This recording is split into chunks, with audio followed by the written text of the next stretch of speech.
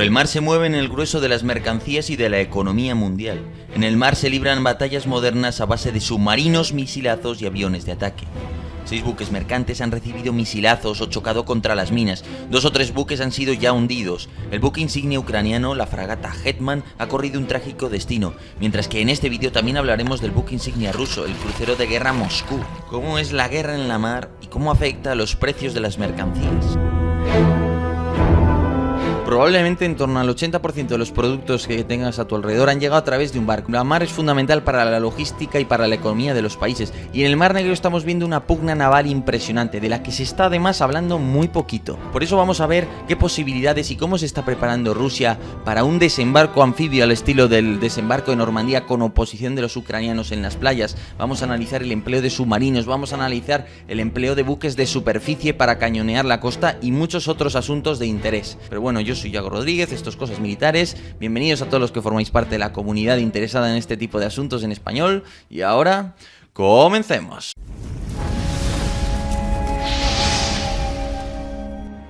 La fortaleza Crimea. En pleno Mar Negro se yergue la Crimea, una rica península unida a Europa por el istmo de Perekop, que constituye una fortaleza inexpugnable, erizada de bases aéreas, puertos militares y fuerzas terrestres.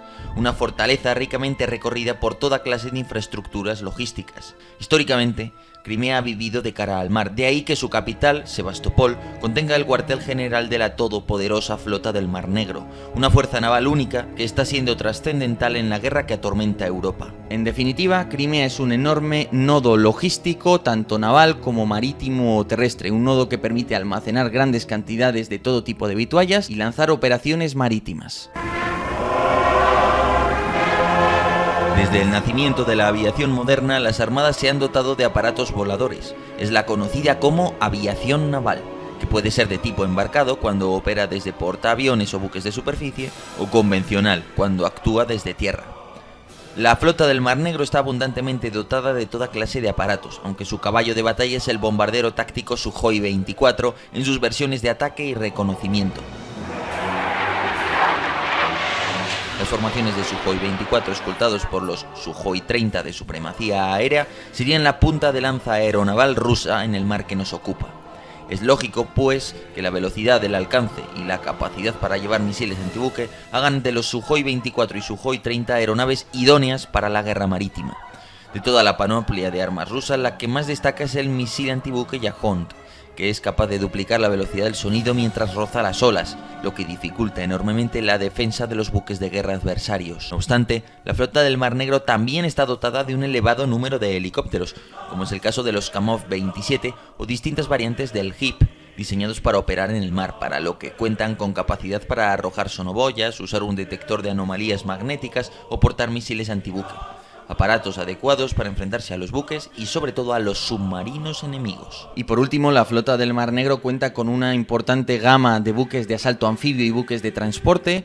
Se calcula que podría desplazar hasta 2 BTGs, 2 grupos tácticos de batallón, y desembarcarlos, lo cual es una fuerza desde luego relevante. Y en todo caso, esos marines puede que ya estén operando cerca de un Mariupol, donde estamos viendo a alguno de estos buques de transporte de la armada rusa desembarcar fuerzas. En todo caso, es el medio que tiene la armada para proyectar su poder en el interior del mar y afectar a las operaciones terrestres, puesto que en el momento en que los ucranianos sepan que hay un desembarco detrás o la posibilidad de un desembarco, van a tener que distraer muchas fuerzas en plena batalla. La flota del Mar Negro ucraniana. Tras la pérdida de Crimea, la armada ucraniana perdió mucho material e instalaciones, convirtiéndose Mykolaiv y Odessa en sus principales centros de operaciones en el Mar Negro, un puñado de buques misileros de herencia soviética y un puñado de fragatas, entre las que destaca el Hetman, buque insignia de la flota. Pero ante todo, Kiev se había empeñado en desarrollar los sistemas antibuques Neptune, que empleaba como base el misil Val, un arma ideal para defensa costera. Pero el principal problema de Kiev es que el Neptune quizás no esté del todo disponible en cantidades relevantes.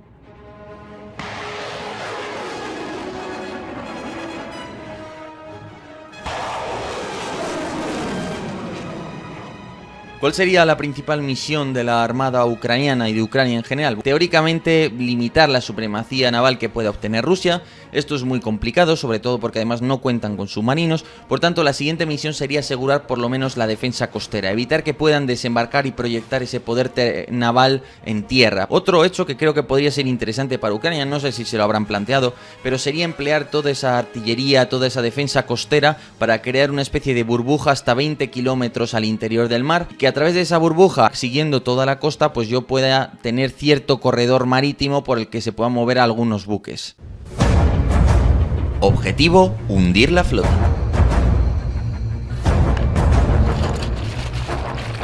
La misión tradicional de la Armada rusa es apoyar a una estrategia que pivota sobre el dominio terrestre. Precisamente por eso el principal instrumento de la Armada para intervenir en Ucrania es su potente fuerza anfibia, la Morskaya Piechota, es decir, la infantería de marina. Dotados con más de 5 buques de transporte y desembarco que han sido reforzados por efectivos de la flota del Mar del Norte, los rusos pueden amagar con desembarcar en cualquier lugar de la costa del Mar Negro para posteriormente enlazar con las fuerzas de tierra. La posibilidad de un desembarco en fuerza ha obligado a los ucranianos a distraer numerosas fuerzas en toda la línea costera, así como a fortificar algunas playas, muy especialmente la de Odessa, que en estos momentos está sembrada de minas. Pero el asalto anfibio no es la única forma que tienen los rusos de proyectar poder desde el mar hacia la tierra. No toda la proyección del mar hacia tierra tiene que pasar por un desembarco anfibio. Hay otras maneras, por ejemplo la incursión, es decir, envía un pequeño grupo de fuerzas que se acercan a una instalación costera, la atacan, la destruyen, pueden realizar distintas opciones de sabotaje, o puedo llegar con un submarino, sacar a una unidad de las fuerzas especiales que se introduzca a través de la costa y se encargue de monitorizar una serie de carreteras que para mí son importantes. Es decir, que no todo tiene que pasar por un desembarco anfibio. Incluso introduzco unas fuerzas especiales de la Armada para que se dediquen a buscar blancos para mi artillería naval, para mis misiles o para mi aviación naval. Por último, cabe destacar la herramienta naval suprema, el bloqueo naval. Los buques de superficie rusos apenas tienen que recorrer entre 250 y 300 kilómetros para abarcar de punta a punta en la línea de bloqueo sobre el Mar Negro ucraniano. El crucero de guerra Moscú, a toda máquina, alcanza casi 60 kilómetros hora y podría recorrer la línea en menos de 5 horas, y enviando en su helicóptero embarcado Kamov 27 a un pelotón de fuerzas especiales, podría abordar cualquier buque sospechoso fácilmente, aunque siempre es más sencillo disparar un misil antibuque.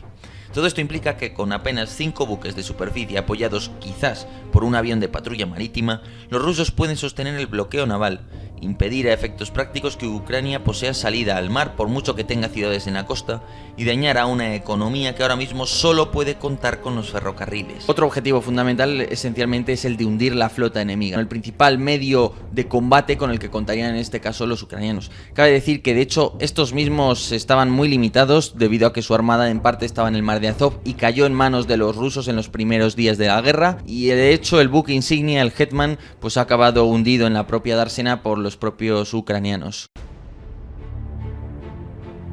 Otro medio para influir en las operaciones terrestres pasa por proyectar potencia del fuego desde el mar. Los buques de superficie y submarinos rusos pueden disparar misiles de crucero desde direcciones inusitadas, lo que pone las cosas mucho más difíciles a la defensa antimisil ucraniana. Es así como los rusos se pueden permitir misilear, por ejemplo, las instalaciones militares en Lviv. Otro instrumento antiguo pero efectivo es la artillería naval. Por ejemplo, el buque insignia ruso, el crucero de guerra Moskva, posee cañones dobles AK-130 con bocas de 130 milímetros de grosor. Con estas y otras piezas similares, los buques rusos pueden bombardear Ucrania con diversos propósitos: operaciones de castigo, bombardeo de infraestructuras, ablandamiento de objetivos antes de un desembarco, fuego de apoyo naval durante la batalla, etc.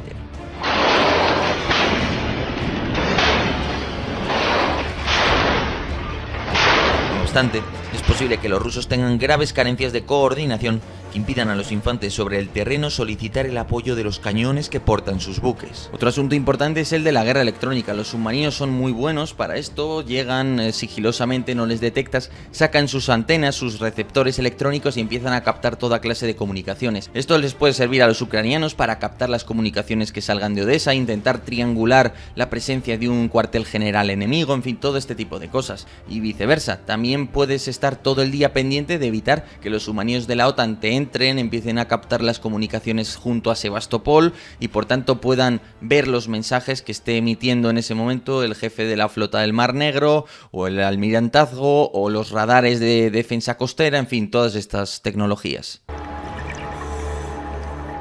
Un último asunto es el uso de minas navales por parte de ambos bandos. La flota del Mar Negro posee una importante flota de dragaminas que se han dedicado a repartir minados ofensivos en las principales rutas de navegación ucranianas, lo que ya ha provocado el hundimiento o los daños en varios buques mercantes. Es otra manera de imponer el bloqueo naval.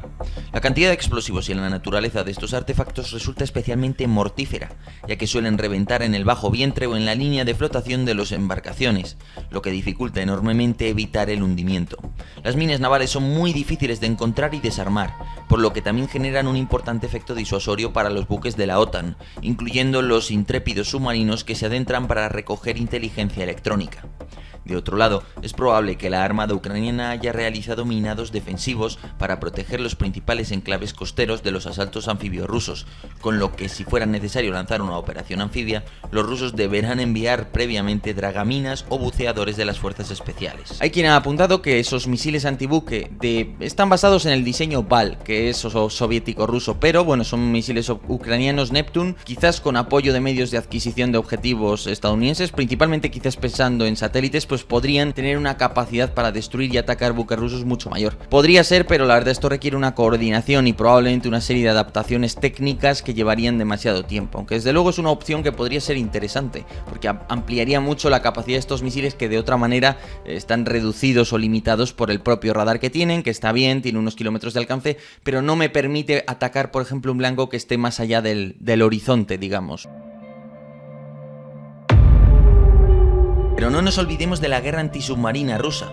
Aunque la OTAN no participe activamente en las hostilidades, es probable que envíe sus embarcaciones cerca de Crimea u otros lugares a fin de captar emisiones de sistemas de comunicaciones o radares.